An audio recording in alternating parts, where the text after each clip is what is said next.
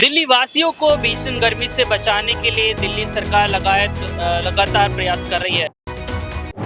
दिल्ली में 14 cooling Jones बनाए गए हैं। इसमें पहली बार ऐसा कदम उठाया गया है कि दिल्ली वासियों को गर्मी से, धूप से बचाने के लिए पर्याप्त व्यवस्था की जाए। काफ़ी सारी चीज़ें लोगों को मिल रही है।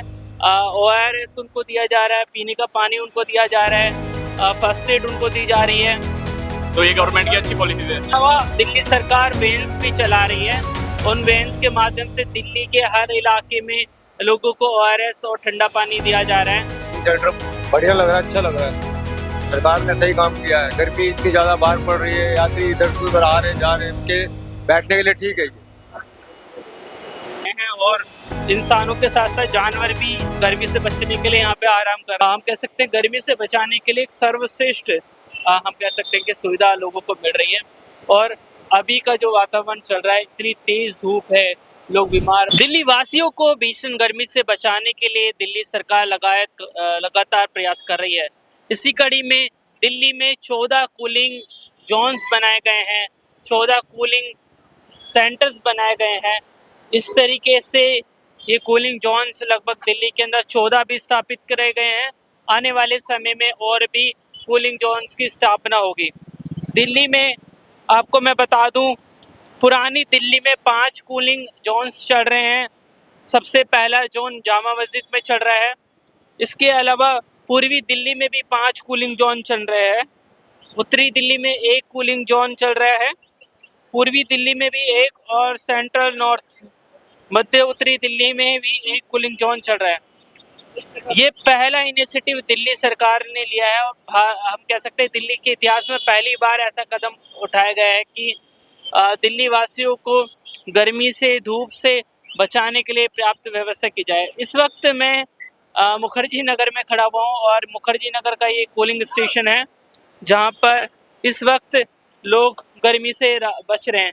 कूलिंग स्टेशन में यहाँ पे काफ़ी सारी चीज़ें लोगों को मिल रही है। ORS उनको दिया जा रहा है, पीने का पानी उनको दिया जा रहा है, फर्स्ट एड उनको दी जा रही है। इसके अलावा रिक्शे चालक जो है उनके लिए यहाँ पर टोपी और गमछे बांटे जा रहे हैं। आप ये देखिए, ये यहाँ पर फिल्टर्ड ठंडा पानी है, ये यहाँ पे लगाया गया है। ऐसी रिपोर्ट हमने जामा मस्जिद से भी आपको दिखाई थी। और आप इस तरफ देखेंगे, ये हाई स्पीड वाटर कूलर्स यहाँ पे लगाए गए हैं ताकि गर्मी से लोग बच सके।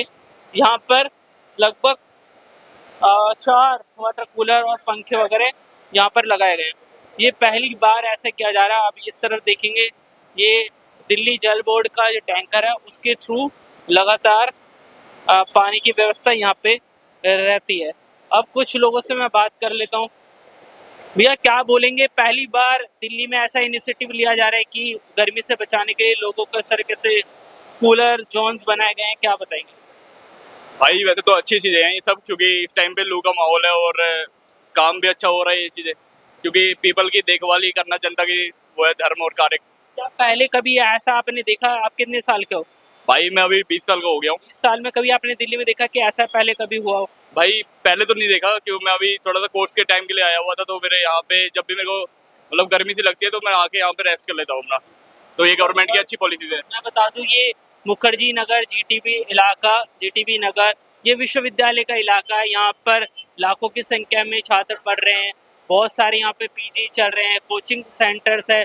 तो इतनी हाई पॉपुलेटेड एरिया में इस तरीके का कूलिंग जोन बनाया जाना सही मायनों में बहुत अहम कदम है। आप देख लीजिए, इंसानों के साथ साथ जो कुत्ते हैं, जानवर है, वो भी गर्मी से बचने के लिए यहाँ पे आए हुए हैं। आप देख सकते हैं इस वक्त काफ़ी कम यहाँ पे लोग आए हुए हैं, लेकिन आमतौर पर हमने जामा मस्जिद से भी आपको रिपोर्ट दिखाई थी, वहाँ पर भी काफ़ी लोग थे। और भैया से और पूछते हैं, अंकल जी कैसा लग रहा है, दिल्ली सरकार ने पहली बार ऐसा कदम उठाया दिल्ली के अंदर? आपको भी दिल्ली में रहते हुए बहुत समय होगा, क्या पहले इस तरीके की व्यवस्था कभी किसी सरकार ने की थी? नहीं, अच्छी व्यवस्था है। पहले नहीं थी ऐसी व्यवस्था, अब अच्छी व्यवस्था है। गर्मी से राहत लोगों को।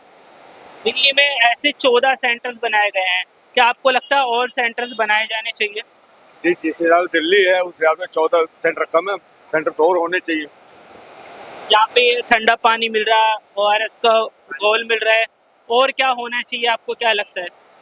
बस जैसे बैठने की व्यवस्था है, ठंडा अच्छी है व्यवस्था, कमी तो कुछ है नहीं ऐसी, और कमी निकालने की कोई कमी नहीं होती है, कोई उसकी लिमिट आपको दिल्ली में रहते हुए कितना टाइम हो गया? रहता होगा 15 साल हो गए। 15 साल में आपने आम आदमी पार्टी का भी दौर देखा होगा, क्या उस समय ऐसी व्यवस्था थी? व्यवस्था नहीं। इसके अलावा दिल्ली सरकार वैन्स भी चला रही है। उन वैन्स के माध्यम से दिल्ली के हर इलाके में लोगों को ORS और ठंडा पानी दिया जा रहा है, क्योंकि दिल्ली जैसे शहर में पानी लेना भी, पानी पीना भी रोज बड़ा महंगा है। पानी पीना भी महंगा है। एक 20 रुपए की बोतल आती बिस्लेरी की, और एटलीस्ट एक आदमी 4-5 बोतल खत्म कर देता पूरे दिन में। होटल लगी जाती है, बिल्कुल।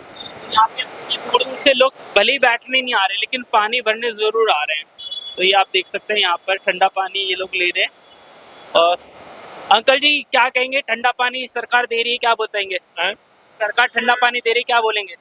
सही है जी, दे रही सही है, इसलिए पहले होता था ऐसा कभी? नहीं दे पहली बार। पहली बार हुआ है। आप कहाँ रहते हैं? मैं तो हॉस्पिटल में भी आ रहा, मैं तो बड़े का नाक लग जाता है हॉस्पिटल में से आए। और भी कुछ लोगों से बात करेंगे इस तरफ से।